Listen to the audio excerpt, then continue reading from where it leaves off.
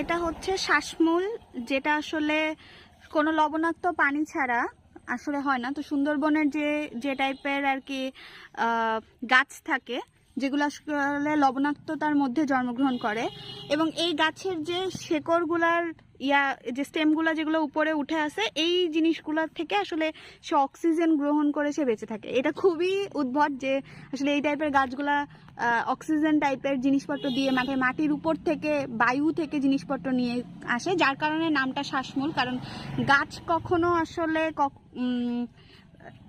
উপর থেকে বা বায়ুমণ্ডল থেকে নেয় না, বাট এখানে স্যালিনিটিটাকে কমায়। এই জিনিসটা এভাবে প্রসেসের কারণে দেখা যায় যে অনেক বেশি পরিমাণ মিনারেল এখানে জমা হয়, এবং এই যে লবণাক্ততা এই জিনিসটা কমায়। এবং দেখা যায় এইটা যেটা আমরা দেখতেছি, এটা একটা খাল, এটা আসলে সমুদ্রের সাথে সংযোগ করছে।